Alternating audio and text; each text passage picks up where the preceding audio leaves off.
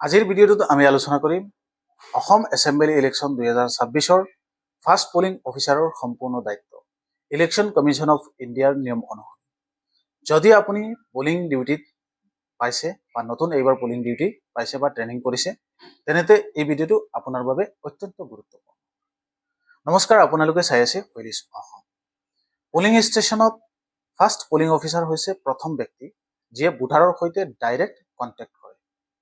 সেয়েহে এই ৰোলটো অত্যন্ত ৰেছপনচিবল আৰু চেনচিটিভ। যদি অলপো পৰিমাণৰ ভুল হয়, তেনেতে সেই ভুল মানুহজনে ভোট দি যাব পাৰে, যিটো ইলেকশ্যন প্ৰচেছৰ বাবে ডাঙৰ সমস্যা হ'ব। এতিয়া আহোঁ মেইন ডিউটিলৈ। ফাৰ্ষ্ট পলিং অফিচাৰ যিজন থাকে, তেওঁৰ প্ৰথম কাম হৈছে ভোটাৰ আইডেণ্টিটি ভেৰিফাই কৰা। ভোটাৰজনৰ পলিং ষ্টেচনলৈ আহিলে তেওঁৰ নিজৰ এপিক কাৰ্ড যিখন আছে, সেইখন অৰ্থাৎ ভোটাৰ আইডি কাৰ্ডখন ইলেকশ্যন কমিশ্যন অফ ইণ্ডিয়াৰ অনুমোদিত অল্টাৰনেটিভ ডকুমেণ্টছো যদি আপোনালোকে দেখুৱায়, সেইখনো প্ৰয়োজন হয়। ফাৰ্ষ্ট পলিং অফিচাৰে সেই ডকুমেণ্টছবোৰ চেক কৰি নিশ্চিত কৰিব লাগিব যে এইজনেই সঠিক ভোটাৰ বুলি, বা সেই ব্যক্তিজন যিজন ভোট দিবলৈ আহিছে, সেই মানুহজনক চিনাক্তকৰণ কৰা। তাৰপিছত ভোটাৰ লিষ্ট অৰ্থাৎ ইলেক্টৰেল ৰোলত নাম ভেৰিফাই কৰিব লাগে, যে নামটো চিৰিয়েল নম্বৰ আৰু পাৰ্ট নম্বৰত মিলাই চাব লাগে, যে যদি নাম থাকে আৰু পাৰ্ট নম্বৰৰ লগত মিলিছে, তেনেতে সেই ব্যক্তিক ভোট দিবলৈ অনুমতি দিয়া নহ'ব। যদি মিল নাথাকে আৰু মিল থাকিলে অনুমতি দিয়া হ'ব, তেওঁৱেই হ'ব।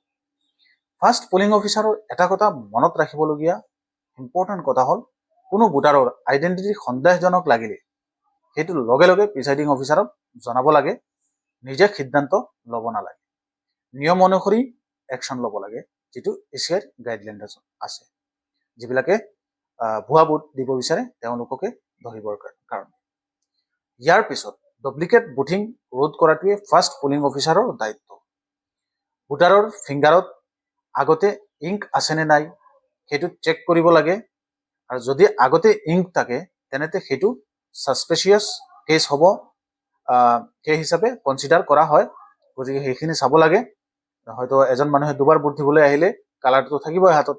স্পেচিয়েল কেছবোৰত ফাৰ্ষ্ট পলিং অফিচাৰে ইনভলভ থাকে, যেনে ভোটাৰ লিষ্টত ফটো ক্লিয়াৰ নহ'লে বা মিছমেচ থাকিলে বা এডিশ্যনেল ভেৰিফিকেশ্যন কৰিব লাগে। কিন্তু সকলো সময়তে প্ৰিচাইডিং অফিচাৰৰ নিৰ্দেশ মানি চলিব লাগে, কাৰণ প্ৰিচাইডিং অফিচাৰৰ অৰ্ডাৰ ফ'ল' কৰি তেওঁলোকে ভোটৰ প্ৰক্ৰিয়াখিনি কৰিব লাগে। পলিং আৰম্ভ হোৱাৰ আগতে ফাৰ্ষ্ট পলিং অফিচাৰে ইলেক্টৰেল ৰোল, ভোটাৰ শ্লিপ আৰু ডকুমেণ্টছবোৰ ঠিক ঠাক আছেনে নাই সেইটো প্ৰিপেয়াৰ কৰি ৰাখিব লাগে, আৰু পলিং চলি থকা সময়ত কিউ মেনেজমেণ্টতো সহায় হয়, সেইখিনি কৰিব লাগে যাতে প্ৰচেছটো স্মুথ হয়। এইখিনি আগতীয়া কাম, সেইখিনি আপোনালোকে যাতে গুৰুত্ব সহকাৰে কৰে। এটা কথা বিশেষকৈ মনত ৰাখিব, ফাৰ্ষ্ট পলিং অফিচাৰে হৈছে ইলেকশ্যন প্ৰচেছৰ প্ৰথম ফিল্টাৰ। যদি এই ষ্টেজতে ঠিকেই ভেৰিফিকেশ্যন নহয়, তেনেতে ভুল মানুহে ভোট দিব পাৰে আৰু ইলেকশ্যন ইণ্টিগ্ৰিটিত ক্ষতিগ্ৰস্ত হ'ব পাৰে। সেয়েহে তেওঁৰ ডিউটিটো অতি গুৰুত্বপূৰ্ণ আৰু চেনচিটিভ। শেষতে সহজকৈ আপোনালোক সকলোকে ক'ব বিচাৰিছোঁ যে ফাৰ্ষ্ট পলিং অফিচাৰে হৈছে সেইজন ব্যক্তি যিয়ে নিশ্চিত কৰে যে সঠিক মানুহেই ভোট দিবলৈ আগবাঢ়িছে। তেওঁৰ দায়িত্ব হৈছে আইডেণ্টিটি ভেৰিফাই কৰা আৰু পলিং প্ৰচেছ সঠিকভাৱে আৰম্ভ কৰা। সেইখিনি হ'ল তেওঁৰ ডিউটি আৰু ৰেছপনচিবিলিটি। যদি আপুনি এই ধৰণৰ ইলেকশ্যন ডিউটি আৰু অসমৰ ৰিলেটেড আপডেট বা গভৰ্ণমেণ্ট ইনফৰমেশ্যনবিলাক বিচাৰে, তেনেতে আমাৰ চেনেল ৱেলিছ অসম ইউটিউব চেনেলটো আপোনালোকে ফ'ল' কৰিব, আৰু পৰৱৰ্তী সময়ত আপোনালোক সকলোকে যিটো পলিং অফিচাৰ আছে তেওঁলোকৰ ডিউটিসমূহ আপোনালোক সকলোকে জনাইছোঁ। এতিয়া ছেকেণ্ড পলিং তেওঁলোকৰো আপডেটেড ইনফৰমেশ্যনখিনি আপোনালোকক জনাম পৰৱৰ্তী ভিডিঅ'ত।